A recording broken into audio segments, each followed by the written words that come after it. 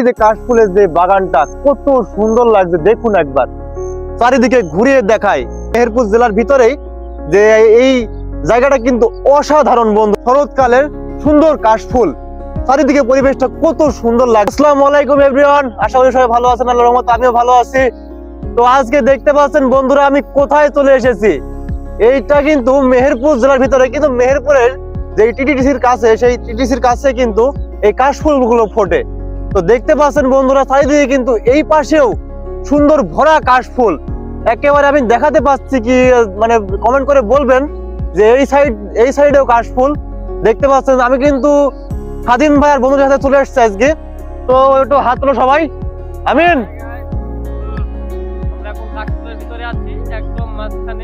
আমরা কিন্তু একদম মাঝখানে আছি গাইস, দেখতে পাচ্ছেন চারিদিকে পরিবেশটা কত সুন্দর।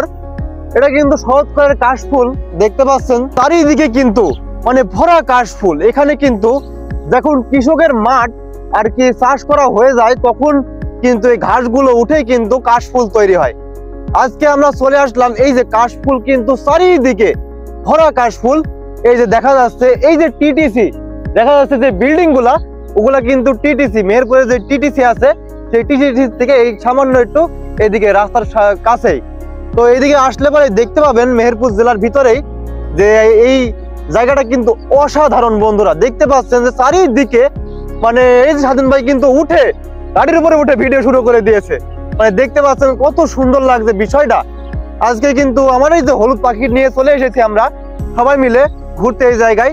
দেখতে পাচ্ছেন এটা কিন্তু সে মানে শরৎকালের সুন্দর কাশফুল, চারিদিকে পরিবেশটা কত সুন্দর লাগছে বন্ধুরা। এই যে কাশফুলের বাগানটা দেখতে পাচ্ছেন যে কত সুন্দর। এই যে আমি কিন্তু হাত দিয়ে নাড়ছি, খুব মানে ধারালো একটা জিনিস।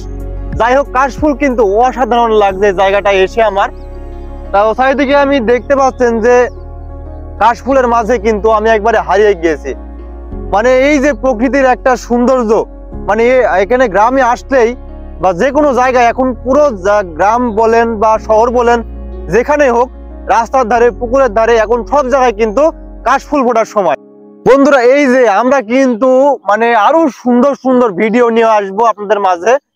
তো আজকে যে কাশফুলগুলো দেখাচ্ছি, সামনের দিন কিন্তু আরো সুন্দর সুন্দর জায়গায় যাব আমরা। তো আজকে কাশফুল বাগানটা মানে কাশফুলের যেই ঘাসটা, এগুলো কেমন লেগেছে আমাকে কমেন্ট করে সবাই কিন্তু জানাবেন। তো বন্ধুরা আমরা কিন্তু ভিতরে এখন ঢুকি, দেখি কাশফুলের ভিতরে এখানে মানে এখানে সাপ পোকামাকড় থাকতে পারে, যাই হোক ভয়ও লাগছে। তো পিছের ক্যামেরা আপনাদের দেখাই আমি। এই যে এখানে কিন্তু সরু একটা কেউ রাস্তা করেছে। যাই হোক, এই যে কাশফুলের যে বাগানটা কত সুন্দর লাগছে দেখুন একবার, চারিদিকে ঘুরিয়ে দেখায় যে এত সুন্দর পরিবেশে কেউ কেন আসতে চাবে না। যাই হোক, গ্রামে এসে বা যদি গ্রামে বা যেখানে আপনারা দেখেন, মানে কাশফুল আসলেই একটা আমাদের মনটা ভরিয়ে দেয়। তো বন্ধুরা দেখতে পাচ্ছেন আমি কোথায় আছি। এই যে আমি কিন্তু এই জায়গায় আছি, দেখতে পাচ্ছেন আমি কিন্তু এইখানে কাশফুলের ভিতরে একবারে হারিয়ে গিয়েছি। তো বন্ধুরা আজকের মতো ভিডিও আমরা এখানে শেষ করে দেব, কারণ সন্ধ্যা হয়ে আসছে। তো যাই হোক, কয়দিন অসুস্থ ছিলাম, তাই আর কি ভিডিও করা হয় নাই। তো যাই হোক, যে আগেগুলো ভিডিও ছিল সেগুলো আমার দেখবেন, শেয়ার করবেন, আর ভিডিও ভালো লেগে থাকলে আমার চ্যানেলটি সাবস্ক্রাইব করবেন। তো আজকের মতো আমরা ভিডিও এখানে শেষ করে দিচ্ছি। ভালো থাকবেন, সুস্থ থাকবেন, আল্লাহ হাফেজ।